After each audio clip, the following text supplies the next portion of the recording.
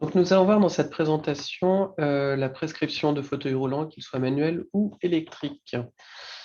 Donc, d'abord, le fauteuil roulant. Quand on va dans une prescription de fauteuil roulant, la prescription doit noter tout d'abord si le fauteuil est acheté ou loué. C'est la première étape, savoir si on part sur plutôt une location. Si on part sur une location, à ce moment-là, il faut donner la durée d'utilisation. Donc, location d'un fauteuil roulant manuel pour une durée de 6 mois, 1 an. Son mode de propulsion doit aussi être indiqué sur la prescription. Est-ce que c'est un fauteuil roulant manuel ou électrique? Et ensuite, les différentes caractéristiques et options de ce fauteuil. Est-ce que c'est un fauteuil roulant électrique verticalisateur? Est-ce que c'est un fauteuil roulant manuel qui nécessite d'avoir un appui-tête? Donc, il faut noter location achat, la durée d'hospitalisation s'il y a une location, et puis ensuite le mode de propulsion, les différentes caractéristiques et options. Quand on prescrit un fauteuil roulant manuel, cette prescription peut se faire sur ordonnance simple ou bisone si le patient est pris en charge à 100%. Il faut indiquer le type de fauteuil, donc manuel, les options et la durée de location, le cas échéant. Il n'y a pas besoin de certificat ni d'entente préalable. Tous les médecins sont à même de faire une prescription de fauteuil roulant manuel. Quand on est dans le cadre d'un achat, le fauteuil roulant manuel peut être remboursé s'il est inscrit sur une liste validée par l'État et par la sécurité sociale, avec un montant de remboursement qui est fixé. Et donc, en fonction du fauteuil roulant, on se retrouve avec des remboursements qui vont de 300 à 1000 euros. Donc, je vous ai mis quelques exemples de fauteuils roulants. Ici, vous avez le fauteuil roulant assez classique, manuel, avec des mains courantes qui permettent de propulser son fauteuil en autonomie. Là, le fauteuil qu'on appelle plutôt le fauteuil confort, c'est-à-dire que ce n'est pas un fauteuil que le patient va propulser seul. En revanche, c'est plutôt assez bien adapté pour les personnes âgées qui seront propulsées par un tiers. Et puis, les fauteuils roulants, ça peut coûter très très cher. Vous voyez qu'ici, celui-là fait près de 4000 euros. C'est un fauteuil roulant sport extrêmement léger avec un carénage particulier. Et vous voyez que ce fauteuil roulant, il est remboursé 600 euros sur les 3800 euros qu'il coûte.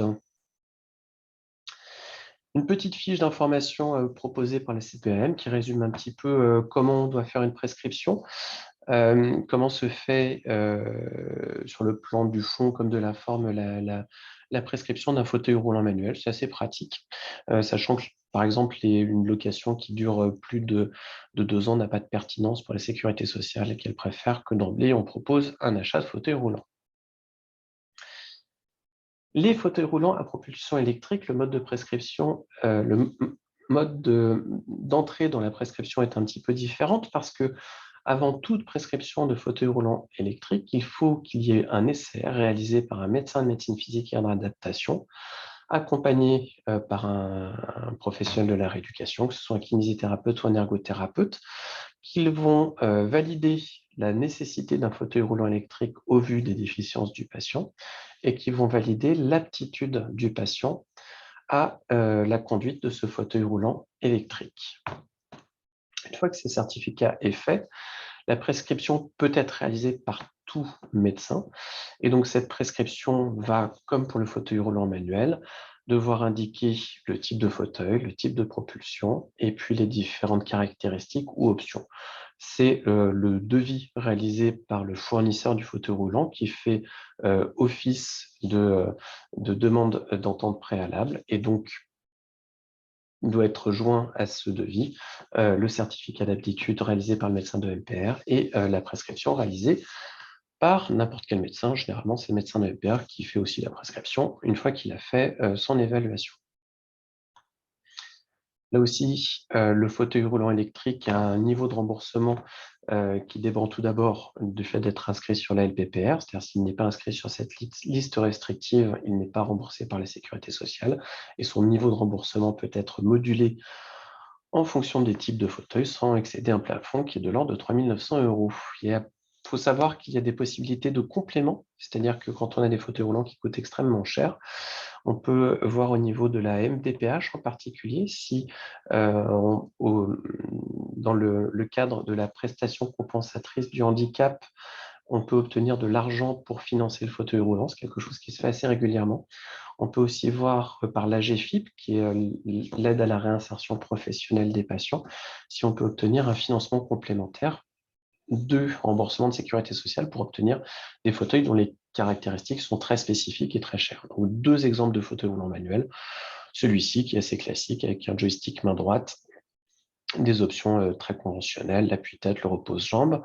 Et puis, vous voyez que ça peut monter très haut, hein. Là, vous avez un fauteuil roulant dont la motorisation permet de franchir les trottoirs. Il coûte près de 16 000 € et lui aussi est remboursé au plafond de ce que propose la Sécu, c'est-à-dire 3 487 €. Là aussi, la sécurité sociale propose une petite fiche d'information d'aide à la prescription du fauteuil, où il résume les différents points que je viens de vous présenter. Donc en conclusion, le fauteuil roulant manuel, il peut être à la location comme à l'achat. La démarche est extrêmement simple. Il faut garder en tête qu'en cas d'achat, il peut y avoir un reste à charge pour le patient. Le fauteuil roulant électrique n'est pas à la location, il est forcément à l'achat. Il nécessite un bilan d'aptitude à la conduite du fauteuil roulant électrique par un médecin de médecine physique et réadaptation accompagné d'un kiné ou d'un ergo.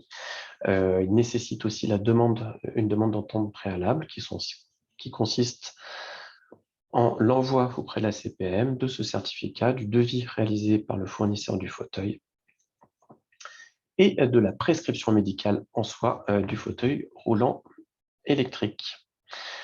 Il y a de nombreuses options qui sont évaluées sur les fauteuils roulants électriques. Donc, le temps d'évaluation du fauteuil roulant électrique est un temps long qui doit être réfléchi avec le patient, la famille, les différents acteurs, donc le médecin de MPR et le kiné. Et puis, toujours garder en tête que le remboursement peut être très, très, très partiel. Donc, bien réfléchir avant de se lancer dans un achat.